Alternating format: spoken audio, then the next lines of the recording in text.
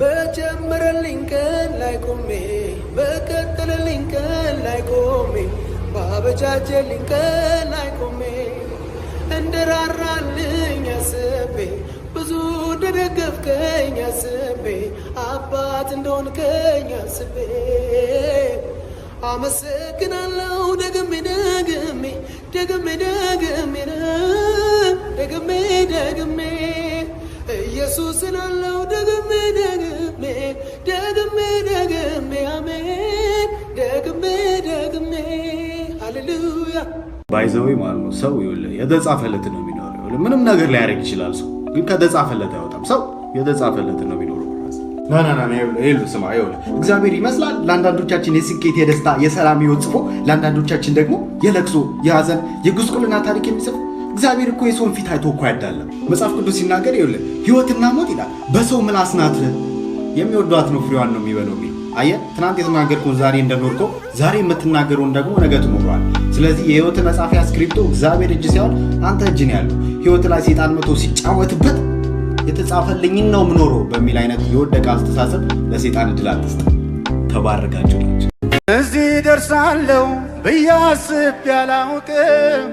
ከቶ በኔ ጉልበት የሚቻል አይደለም፣ የሚሆን አይደለም። እሱ በፈቃዱ ይህን ካደረገው ከመገረም ውጪ ሰዎች ምን እላለሁ? እኔ ምን እላለሁ? ያዳነኝን አውቀዋለሁ፣ የሞተልኝ ኢየሱስ ነው። ስለሌለኝ የምከፍለው ስጦታዬ ምስጋና ነው።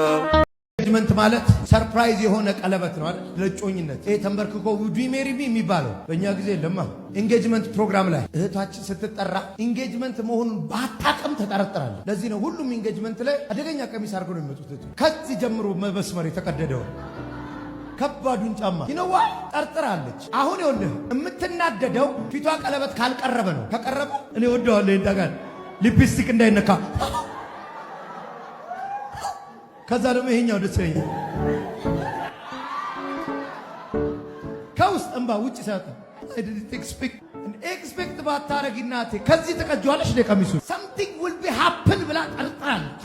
ተስማሙ ዛሬ እንደዚህ አልፏል፣ ነገ ደግሞ መልካም ይሆናል፣ ነገ ደግሞ መልካም ይሆናል።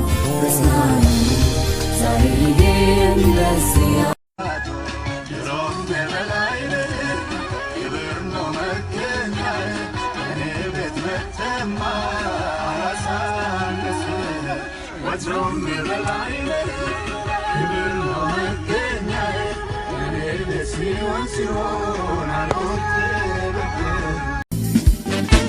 ዙሪያዬ ስሜ መጣ በና እንዴት ነህ? ሰላም እንዴት ነህ? ግባ ቁጭ በእናትህ ቁጭ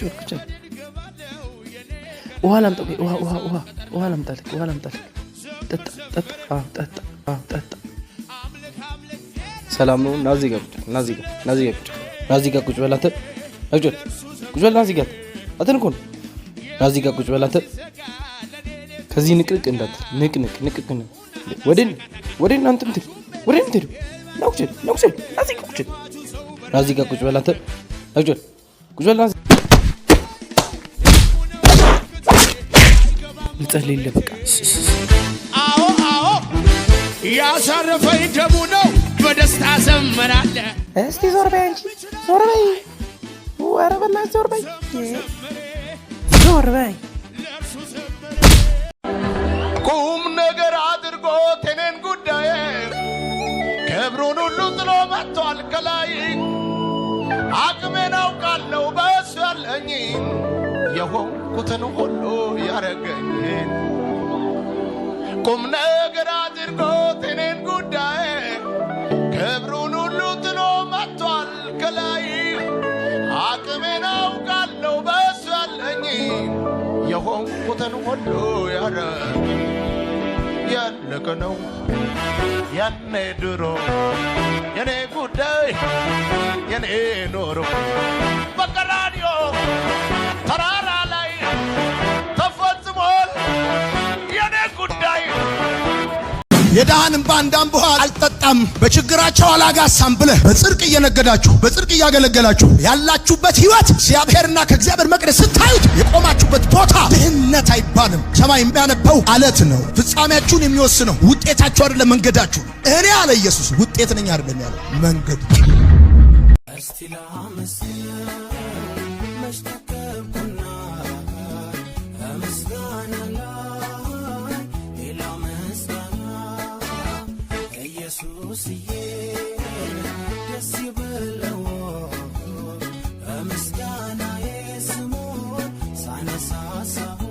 በጾም ወቅት ላይ ላላችሁ የተወደዳችሁ ወንድምና እህቶቼ በመጀመሪያ በጣም ነው ማከብራችሁ። ምክንያቱም መጽሐፍ ቅዱሳችን በማቴዎስ ምዕራፍ 6 ቁጥር 16 ላይ ጌታችን ኢየሱስ ክርስቶስ ስትጾሙ ብሎ የተናገረውን ነገር እያደረጋችሁ ነው።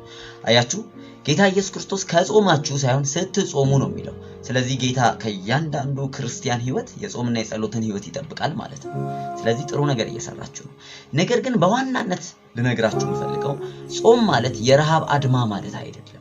ወይም ጾም ማለት እግዚአብሔር አዝኖላችሁ ወይም እናንተ ወደ እግዚአብሔር ለመቅረብ ስትሉ ለመጽደቅ ስትሉ የእግዚአብሔርን እጅ መጠምዘዣ አንድ ነገር እንዲያደርግላችሁ መለመኛ ስርዓትም አይደለም። ጾም ማለት ለመንፈሳዊ ነገር ስትሉ ስጋዊ ነገሮችን ጸጥ ማሰኘት ማለት ነው። ስለዚህ በምትጾሙ ሰዓት እግዚአብሔርን አይደለም የምትቀይሩት፣ ራሳችሁን ነው። መንፈሳችሁን ለእግዚአብሔር የተከፈተ እንዲሆን ታደርጋላችሁ። መንፈስ ብርቱ ነው፣ ስጋ ግን ደካማ ነው ስለሚል ብርቱ ህይወታችሁን እንዲመራ መፍቀድ ማለት ነው። ስለዚህ ስትጾሙ አንብቡ፣ ጸልዩ። ለካስ ቀን ይመጣል ለሁሉም ጊዜ አለው ብድራትን ቆጥሮ ጌታ የሚመልሰው ቆሞ መጠበቅ ግን ምንኛ መልካም ነው በጊዜው ሲያደርገው ፍሬውም ጣፋጭ ነው የመከረኝ የረዳኝን እግዚአብሔር አመሰግናለሁ አመሰግናለሁ የመከረኝ የረዳኝን እግዚአብሔር አመሰግናለሁ አመሰግናለሁ።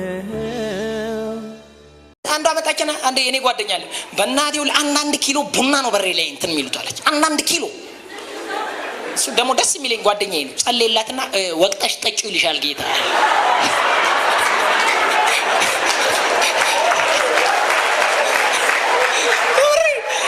ለይቶ እየወቀተችል ከዛ ቦርቦር አንድ ይጥሉላታል። እሷም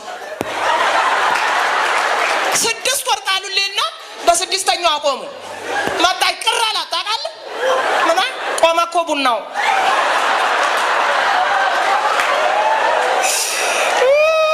ይኸውልህ አይደለም 1 ኪሎ ቡና ዝሆን ይጣሉ፣ ነብር ይጣሉ፣ ከፈለጉ አንበሳም ይጣሉ። ድግምት በእስራኤል ላይ አይስ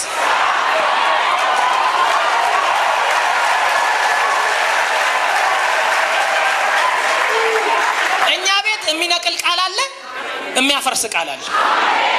ሁሉም ጊዜ ያለው ከሚለው ሁሉ እኔን የሚያስደስተኝ ለመሞትም ማለትና ጊዜ ያለው አንተ ለመሞትም ያው ለተነስተ ከዚህ ከ10ኛ ፎቅ ላይ እኔ በቃኝ ከዚህ በኋላ አልፈልግም ብለ ተነስተ ከዛ ላይ አምባ ብትልና ብትወርቅ ማለት በሁለት እግር አቁሞ ብለ ኢትዮጵያ ቴሌቪዥን 120 ምናምን እንዴት ልተርፍ ቻልክ? እኔ ማውቀው ነገር የለም ተረፍኩኝ ትላታል። እግዚአብሔር እስካልፈቀደ ድረስ አትሞታትም። አሜን። እንደውም ቢቢሲ እና CNN ሁሉ የሚያመጣ ታምር ከ11ኛ ፎቅ ወጥቶ ከ10 ፎቅ ላይ ወድቆ ያልሞተ ሰው ተብለ መነጋገር ያደርጋል። ጭራሽ ነው መነጋገር። ደግሞ ፓስተር ዳዊት አይሞትም ብሎኛል ብለሽ ሂጂና ሞክረው።